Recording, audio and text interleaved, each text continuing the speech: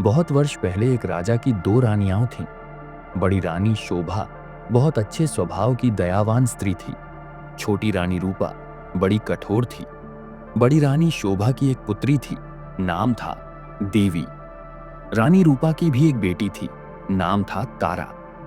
रानी रूपा बड़ी चालाक स्त्री थी।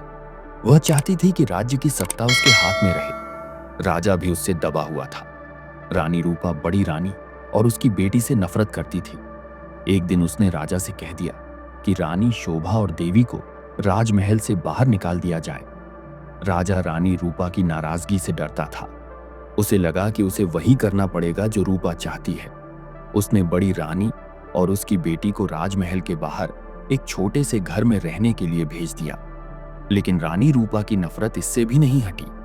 उसने देवी को आज्ञा दी कि वह प्रतिदिन राजा की गायों को जंगल में चराने के लिए ले जाया करे।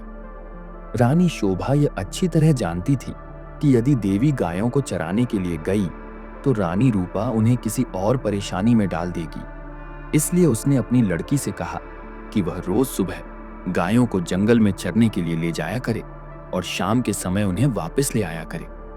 देवी को अपनी मां का कहना तो मानना ही था, इसलिए वह रोज सुबह गायों को जंगल में ले जाती। एक शाम जब वह जंगल से घर लौट रही थी तो उसे अपने पीछे एक धीमी सी आवाज सुनाई दी। देवी, देवी, क्या तुम मुझसे विवाह करोगी? देवी डर गई। जितनी जल्दी हो सका उसने गायों को घर की ओर भगा दिया। दूसरे दिन भी जब वह घर लौट रही थी तो उसने वही आवाज दोबारा सुनी। वही सवाल उससे फिर पूछा गया। रात को देवी ने अपनी मां को उस आवाज के बारे में कहा। मां सारी रात इस बात पर विचार करती रही। सुबह तक उसने फैसला कर लिया कि क्या किया जाना चाहिए। सुनो बेटी, वह अपनी लड़की से बोली, मैं बता रही हूं कि यदि आज शाम के समय भी तुम्हें वही आवाज सुनाई दे तो तुम्हें क्या करना होगा? बताइए मां, देवी ने उत्तर दिया। तुम उस आवाज को उत्तर देना, रानी शोभा ने कहा।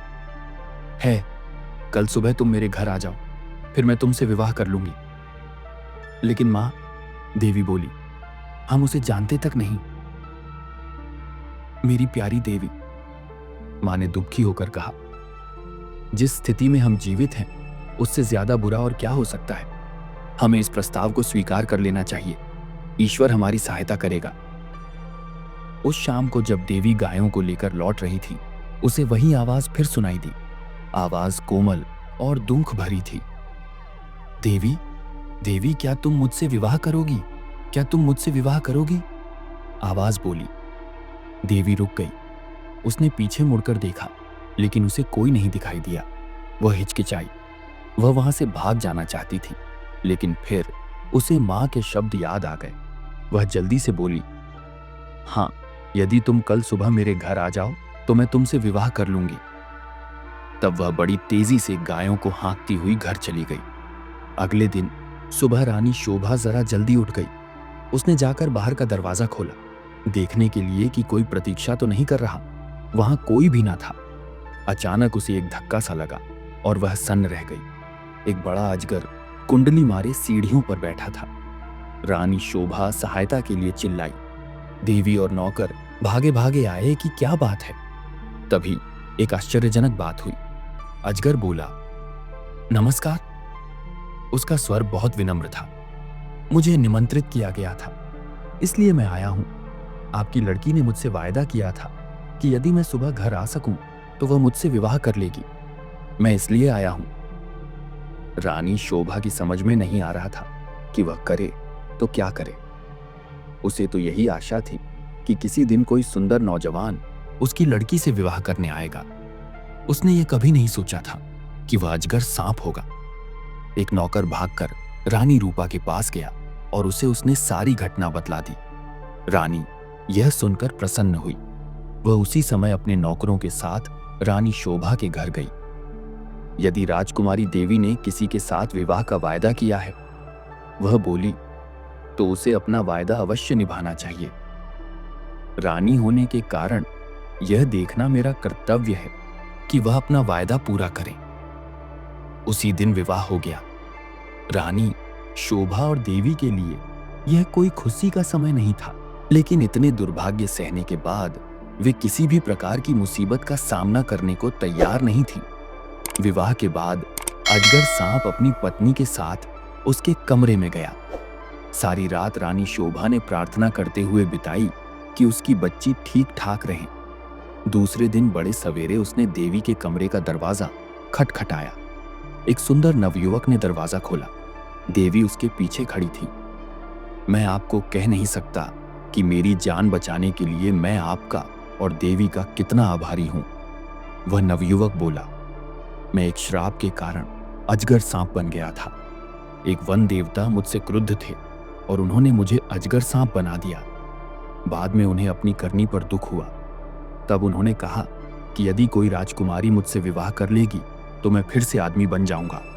और अब देवी ने मुझसे विवाह कर लिया है। मेरा श्राप उतर गया है। अब मैं फिर कभी अजगर सांप नहीं बनूंगा। रानी शोभा बहुत खुश हुई। वह अपनी लड़की और दामाद को राजा से मिलाने के लिए ले गई। यह बड़ी विचित्र घटना थी। चारों ओर से लोग इस विचित्र नवयुवक को देखने राजमहल में आने लगे। सभी खुश थे सिवाय रानी रूपा के। रानी रूपा बहुत गुस्से में थी और अपने आप को कमरे में बंद कर लिया। देवी का भाग्य उससे देखा नहीं जा रहा था। वह चाहती थी कि उसकी बेटी तारा भी ऐसी भाग्यशाली बने। आखिरकार उसे एक तरकीब सूझी। उसने अपनी लड़की को बुलाया। देवी का विवाह तो अब हो गया है, वह बोली, इसलिए गायों को जंगल में चराने के लिए तुम ले जाया करो। तारा चीख कर बोली, नहीं, इतने नौकर हैं तो फिर मैं क्यों गायें चराने जाऊं? यह मेरी आज्ञा है। रानी गुस्सा होकर बोली, एक बात और भी सुनो। यदि जंगल में कोई तुमसे विवाह का प्रस्ताव करे तो तत्काल कह देना कि तुम विवाह के लिए राजी हो, यदि वह अगले दिन सुबह हमारे घर आ जाए। तारा अपनी मां की इस योजना से डर तो गई थी। वह गायों को जंगल में नहीं ले जाना चाहती थी। वह खूब रोई, लेकिन रानी फिर भी नहीं पिघली। तारा को उसकी आज्ञा माननी पड़ी। तारा रोज सुबह गायों को जंगल में चराने के लिए ले जाती और फिर शाम के समय वापस ले आती। लेकिन उसने एक बार भी जंगल में किसी तरह की आवाज नहीं सुनी जो यह कह रही हो, क्या तुम मुझसे विवाह करोगी? फिर भी रानी निराश नहीं हुई। जंगल में कोई अजगर सांप तो था नहीं जो तारा से विवाह का प्रस्ताव करता। इसीलिए उसने खुद अजगर सांप ढूंढने का फैसला किया। उसने अपने नौकरों को एक अजगर सांप लाने की आज्ञा दी। बहुत खोज करने पर काफी दिनों बाद उन्हें एक बहुत बड़ा अजगर सांप मिला। उसे पकड़कर वे राजमहल में ले आए। आखिरकार रानी का सपना पूरा हो गया और उसने तारा का विवाह इस अजगर सांप से कर दिया। अब रानी को खुशी हुआ। विवाह की रात तारा तथा अजगर सांप को एक कमरे में बंद कर दिया गया। रानी बेचैनी से सुबह की प्रतीक्षा कर रही थी। रानी रूपा ने सवेरे सवेरे ही लड़की के कमरे का दरवाजा खटखटाया, लेकिन कोई उत्तर न मिला। उसने जरा और जोर से दरवाजा खटखटाया, लेकिन दरवाजा तब भी न खुला। रानी से और प्रतीक्षा न की गई और उसने धक्का देकर दरवाजा खोल दिया। मोटा अजगर सांप जमीन पर पड़ा हुआ था, लेकिन तारा का कहीं पता नहीं था। रानी चीख पड़ी। महल में सभी ने उसका चीखना सुना। राजा और नौकर भागे आए कि क्या बात है, राजकुमारी कहाँ है? सब चिल्लाए, वह तो अजगर सांप के पेट में होंगी। रसोइया बोला, देखो वह कितना मोटा हो गया है। रानी अब बड़ी जोर जोर से रोने लगी। राजा भी रोने लगा। रसोइया अपना सबसे बड़ा चाकू ले आया। वह बोला, यदि वह अब तक जीवित हुई तो मैं राजकुमारी को बचाने की कोशिश करूंगा। उसने अजगर सांप का पेट चीर डाला। तारा अच्छी भली जीवित थी। रसोइये ने उसे बाहर खींचा। वह चीख मारकर अपनी मां की तरफ भागी। अजगर सांप की मृत्यु हो गई और साथ में रानी रूपा की इस इच्छा की भी मृत्यु हो गई कि तारा का विवाह देवी की तरह ही किसी योग्य और संपन्न नवयुवक से हो। इस कहानी से हमें कई महत्वपूर्ण सीख मिलती हैं। 1. धैर्य और सहनशीलता का फल मीठा होता है। देवी ने बहुत कठिनाइयां सहन की, लेकिन धैर्य और मां की सलाह मानकर उसने अंत में सौभाग्य पाया। 2. झूठी लालसा और चालाकी का बुरा अंजाम होता है। रानी रूपा ने अपनी स्वार्थी इच्छाओं से तारा को मजबूर किया, जिसका नतीजा बहुत बुरा निकला। 3. सच्चाई और विश्वास पर जीत होती है। देवी ने मां पर विश्वास किया और अनजाने डर को पार कर आगे बढ़ी, जिससे वह और उसका परिवार खुशहाल हुए। 4. दूसरों के दुख का मजाक उड़ाना गलत है।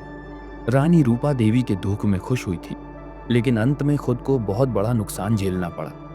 इस कहानी से जुड़ी एक छोटी सी कविता मुसीबतों में जो मुस्काए, सच्चे दिल से राह बनाए, धैर्य जिसे हो जीवन प्यारा, भाग्य उसी का बनता तारा।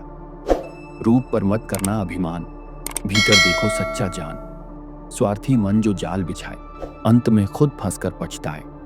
सच्चाई की जो राह चले, हर संकट से पार चले। विश्वास रखो, मत डर जाओ, हर अंधेरे में दीप जलाओ। ऐसी कहानी के लिए हमारे चैनल को सब्सक्राइब करें। धन्यवाद।